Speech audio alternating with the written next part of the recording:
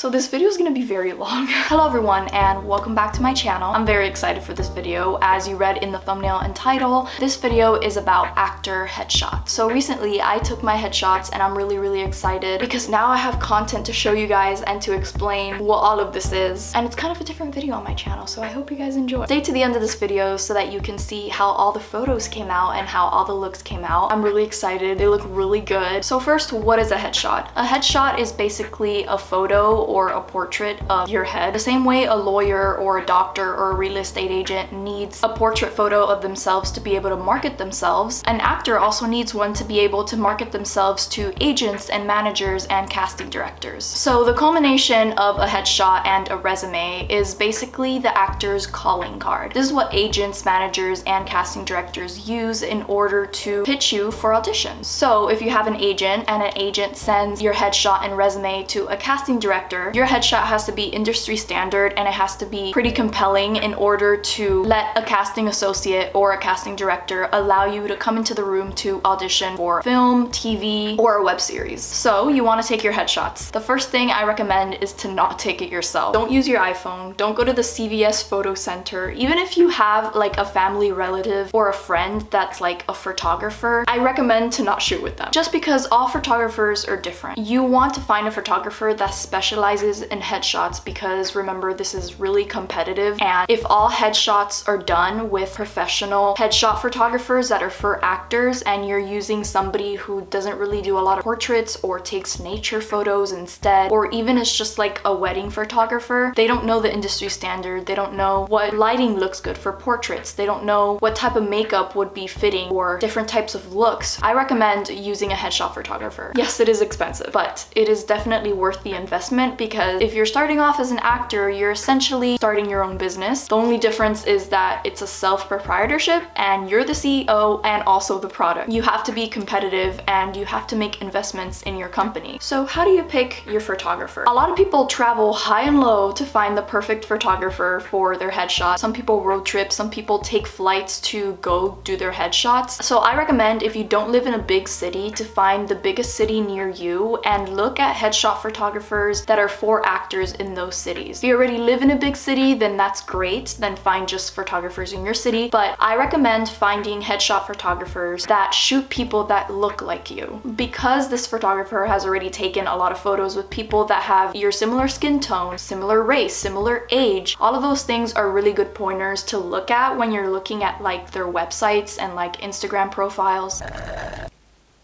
Matcha's hitting different lately. So if, for example, you're a 25-year-old female and is pale, then you don't want to find a photographer that shoots a lot of people who are like in their 50s or 40s who are Latina or Indian. You want to find like at least 3 different photo shoots that they did with people that look like you and that similar to your age, or at least look like your age range, just because they're gonna have a lot more practice shooting people that look like you because they know how to do the right lighting for your skin tone. They know the right makeup artists to do people. They are expensive. They should last around 2 to 3 years. So really investing in these headshots and finding the right photographer is probably the most important part. So once you find your photographer, the next thing you want to do is to find your typecast. A typecast is basically when a person is strongly identified with a type of character. This usually comes from just the natural aura that you give out just being yourself. So for example, a 40-year-old power lifter is not going to get the same roles that I'm gonna get no matter how hard I try, just because this industry is really based on how you're perceived as and how you look like in a sort of typecast. So I can be very much typed as like a high school student or college student or shy girl next door or cheerleader, but you're not going to give those type of roles to a girl still my age but that very much gives like a very tough vibe. It's just not going to happen. So you have to pretty much ask around and ask people what type of characters they see you as. It's very smart to ask your classmates in your acting class what type of characters they see you as. But if you want to ask a stranger, I think it's better to ask them what type of character in a movie or TV show they see you as. If they see you as a character in Pretty Little Liars, if they see you as a character in Brooklyn Nine-Nine or whatever TV shows that they mention, look into that actor and see what type of roles that they're cast in and sort of get an idea of what type of vibe you give off, because it's very hard to just know yourself. Essentially, when you're walking into an audition room, you give off a certain vibe and you really want to know what you are. are and what roles you see yourself in. So these headshots need to portray that, so that when they look at a headshot and they look at your resume, they're like, oh, she gives me a very mean cheerleader vibe because of this headshot. And you already know that because you asked around. So I recommend asking people in your acting class, your headshot photographer, strangers on the street, friends that aren't like your best friends, because they're the only people who are gonna see you as a castable entity and not be influenced by how close you guys are. Your parents are not gonna tell you the same thing as a stranger is, just because it's very hard not to be biased. Ask people around and try to get like 20 to 30 adjectives of types of characters. Things like young lawyer, young nurse,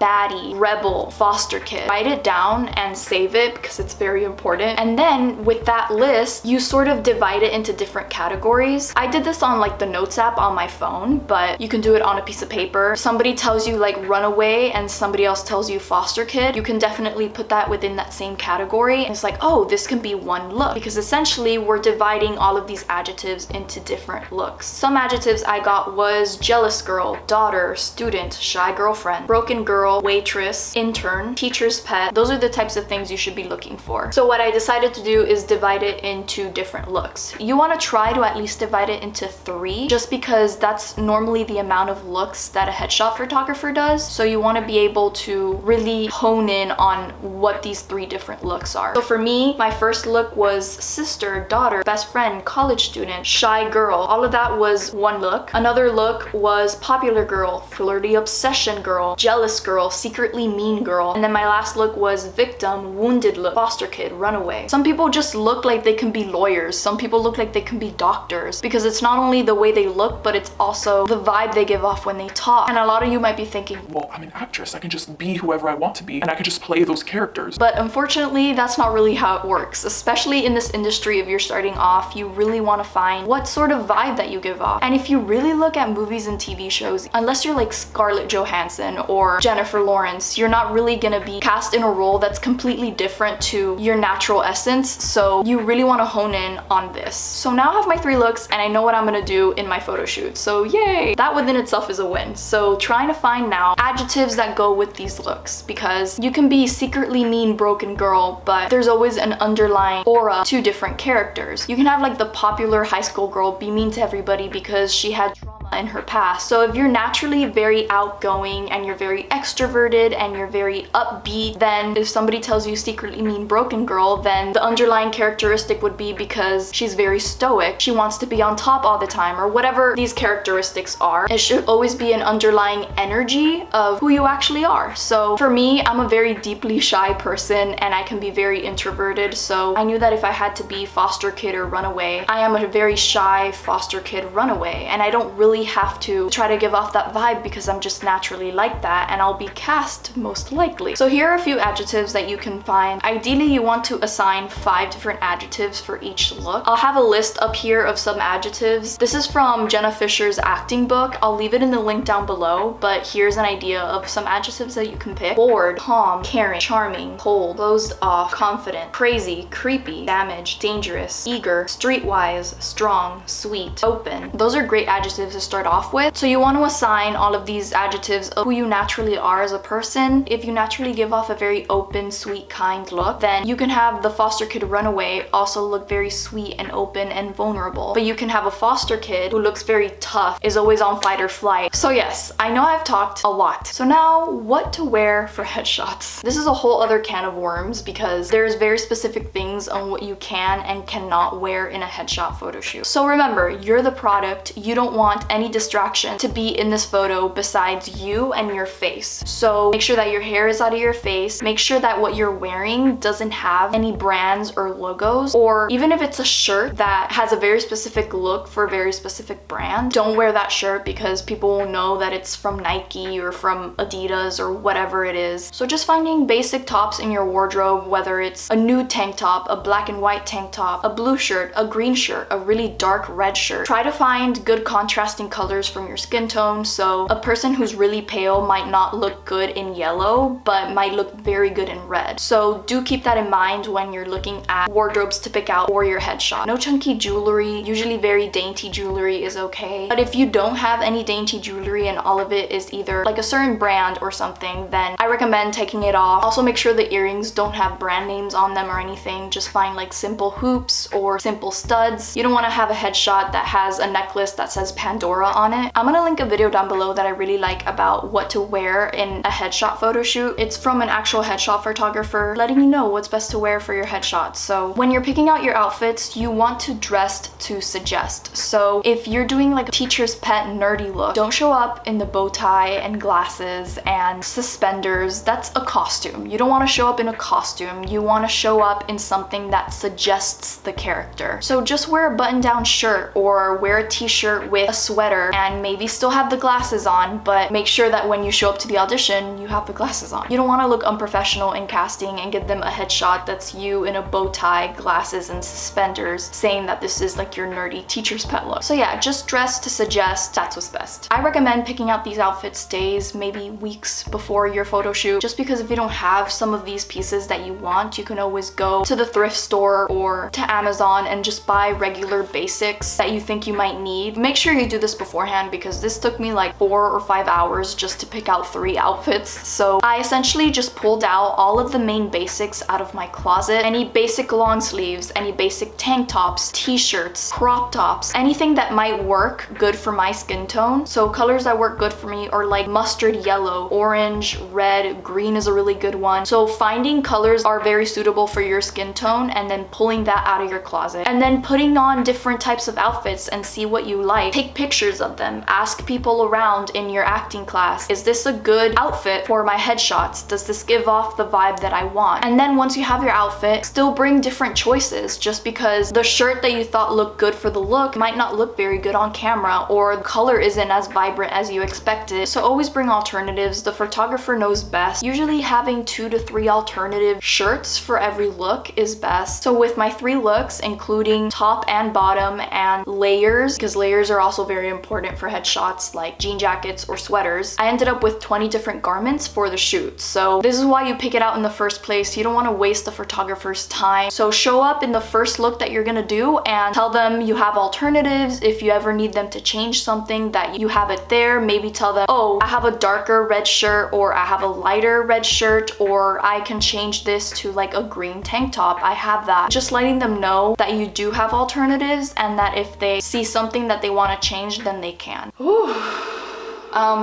Your hair. So when a casting director is looking for people to cast in a movie or a TV show, they want you to show up to the audition looking the most like your actual headshot. Meaning if they're looking for a character that is blonde and has curly hair and looks around 15 to 18 years old, and you took those headshots like months ago and your hair is red now and you show up with red pin straight hair, that looks unprofessional because they just asked you to come looking like your actual headshot and you show up with red pin straight hair. That's not the person that they asked to audition, basically. So always making sure that your headshots are up to date with how you actually look like now. That's why it's always great to update them every 2 to 3 years, just because you might change, you might look a little older, you wanted to cut your hair shorter, or whatever the case may be. So make sure if you really want to make a decision about what you want your hair to look like, make sure to do it before your photo shoot and stick to it, because that's how you have to look like every time you go to casting, every time you do an audition. You should most likely go in the same outfit that you actually had on in the actual headshot. Cut your hair before, make sure that you like it, make sure that it's suitable for the next 2 or 3 years, and keep it that way. If you want to change your hair in a year, that's great, but you're gonna have to do another headshot. Unless it's not that big of a difference, like you cut your hair a couple inches only and you didn't really dye it or anything, then that's fine. You just want to give off the same essence, essentially. Another thing is making sure that you decide on what you're always gonna look like for every audition with your hair. You can have your hair picked up, you can have it down, but but if your hair is naturally curly and you show up to the headshot photo shoot with straight hair, you better be prepared to show up to every audition with straight hair. So if you don't like to use a lot of heat in your hair, I recommend just showing up in your natural hair, just because you're gonna have to do that every time you audition. My hair is not curly, it's a little bit wavy, but it's really frizzy, and so since my hair is almost always straight, for me it's most suitable to just have my hair blow dried or ironed for an audition. So I showed up to the photo shoot in my straight hair. For example, my friend Melissa showed up in her natural curly hair just because it's super curly and there's no point in straightening it, and it really gives her character and it's a very big signature of who she is. So she came in her natural curly hair. So just own whatever you want your hair to look like and just show up in that and be prepared to always look like that in the audition. So in terms of makeup should be very simple and natural. You want casting to look at your headshot and see you, not a model version of you, not an Instagram baddie version of you, just you. You as a person looking into a camera and being present and vulnerable in that moment. It's not even cold anymore. So if the photographer comes with a makeup artist, I recommend you always go with a makeup artist just because they know what's best and what looks good on camera. Just because your everyday natural makeup look might not be suitable for taking pictures on camera, they know what the best eye look is to make you look natural. If the headshot photographer doesn't usually shoot with a makeup artist, you can do your makeup yourself. This is usually just for girls, but guys will go under makeup as well. So next, what to pack for your photo shoot. Make sure you pack deodorant, oil blotting sheets, a water bottle, wet wipes, hair ties, dry shampoo, those types of things. Okay, great. So you're packed, you are ready to go, you have all your outfits picked out, you know your typecasting, you know your adjectives, you know all the looks that you want to do. Great, so now it's time for your photo shoot, which is really exciting. Come in on time. Come in on time. Not only does it show professionalism, especially in this industry, but you don't know what the photographer has in their schedule, so you don't want to waste their time. So if that means that you need to look at the directions really specifically, know where you're going, know the parking situation there. You don't want to show up on time and then spend the next half hour looking for parking, or you do park but then your car gets towed because that wasn't a place where you're supposed to park. So make sure you have that. So the relationship with your photographer is very important. You want them to know what your attack plan is. You want them to know what looks you're trying to give to them. So I literally would go up to my photographer and tell them, okay, so this is like the popular girl flirty obsession. And I would literally tell the photographer right before, if you're telling them, hey, this is like a very shy, innocent, bright, naive girl, maybe they choose a background that's a lot lighter with lighting that's a lot brighter. But if you tell them that this is like kind of a moody foster kid, broken girl, then they might use darker backgrounds or change the lighting. It's always best to let them know. That's why you did it in the first place anyway, to have something to convey to the photographer. Finally talking about my day. So in this particular day, I showed up to the studio. I showed up in the first outfit that I wanted to take pictures in, and a good photographer will make you feel comfortable and put you in certain positions without making it awkward or weird. This is where you leave most of the work now to the photographer. You've done your part, and the only thing you really have to do is show up and be present. Look into the lens. The eyes are the windows to the soul, and so making sure that you're giving a look or conveying the tone of what you want to give, and just be present there with the photographer. For me personally, I just had some tea that day. I tried not to drink any caffeine because I noticed that if I'm in a particularly excited mood or nervous mood and then I have some coffee, it makes me really jittery and it can really disturb me being present in that moment. So I tried to just drink some tea. I made myself like some passion fruit tea, and I had that right before the shoot. You know yourself, whatever you think works best for you. If you like to do yoga or meditation, you can do that beforehand, or just drink some tea or watch your favorite TV show. Whatever gets you in a good mood, whatever gets you excited for a good day of work is always best. I recommend always going with a friend, just because you don't want to show up to a studio with a person that you've only met once or haven't met at all, taking pictures and having nobody there to defend you. If anything makes you feel uncomfortable or weird, it's always best to go with somebody. I was taking headshots the same day all together with my friends, so I had a lot of people there with me, plus I also brought a friend of my own. I had enough people, but it's always good to take care of yourself and look out for yourself. So always bring somebody that you trust. That can be your parents, that can be like your sibling or a best friend, a coworker, anyone that you trust to be there with you, to be able to defend you if anything isn't going right. Once I showed up in my first look and my hair straight, I came with a fresh face so that they could do my makeup. Yeah, so then I went in the makeup chair and I did my makeup, and I have some really cute b-roll that my best friend Maria did for me, so I love you, Maria. This footage came out amazing. This was me doing my makeup that day.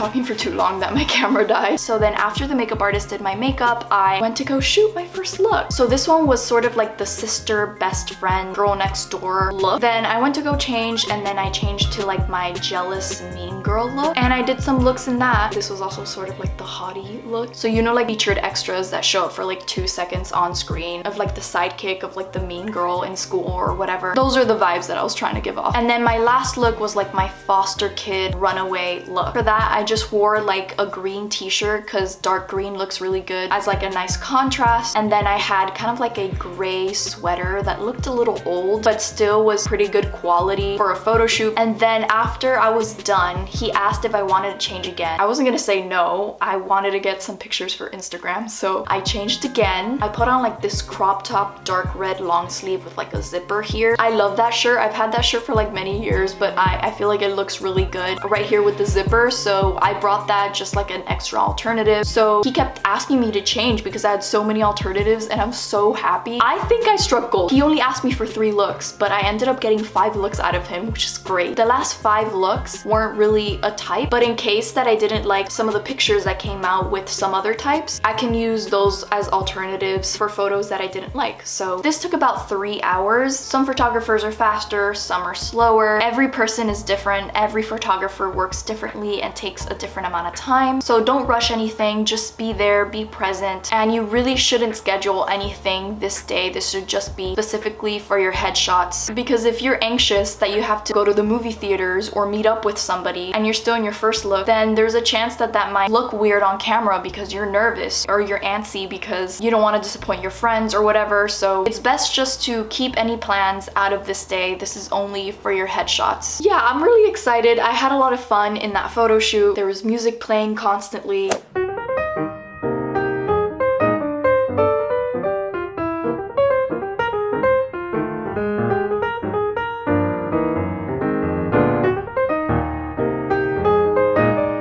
So now comes the process of picking out your headshots. So this is also a grueling process. The same way you asked people for your type, you also want to do this for your headshots. So people I don't recommend asking to pick out your headshots: your mom or dad, your brother slash sister, your girlfriend slash boyfriend slash husband slash wife. None of those people. You want to ask people in your acting class, and you should be in acting class, your headshot photographer, or just strangers on the street. You want these people to be able to see you as a sellable commodity. It's hard to not be biased with these photos. You shouldn't pick your headshot photo because you wouldn't be able to let vanity aside. You want these photos to be a good representation of the looks that you picked out. Go back to your adjectives. Go back to the things that people told you you would be typecast as. And look, are these photos conveying this tone? Ask people around. Show them on your phone. Like, does this give you like shy, innocent look? Does this give you foster kid? The photos might be slightly different. You might be smirking in one and then being serious in another. The looks in your eyes look more genuine than another photo. So this is why it's really good to ask people around. It shouldn't necessarily just be a photo that makes you look good. So what I did was, when I got all of my contact sheets, I literally like zoomed into the contact sheet and took a screenshot of every single photo and put it in albums on my phone. And I named each album like Shy Innocent, Jealous Mean Girl, Foster Kid Runaway. Just have those looks saved on my phone so that I can go back to acting class or go up to a random person in the grocery store and just tell them, hey, does this give off this vibe? And just ask around and try to narrow down to at least 8 photos. You're probably gonna get 40 to 50 photos in this contact sheet, so you really want to narrow it down, just because first of all, it's expensive to get all these photos retouched. Picking out 8 to 10 photos is usually ideal, and also casting websites don't have time to look at a bajillion photos of you. You really want to be very specific on the photos that you pick out, so just having like 8 to 10 photos, maybe 1 or 2 of each different look is perfect. Usually the photographer will have a retoucher to retouch the photos. If the photographer doesn't come with a retoucher, there are definitely companies that can do that for you. So try to look online and look at companies that have the best price. A lot of this is literally just researching. Once you have all of your photos retouched, you should have 1 to 2 different photos for all of your looks, and you should be done.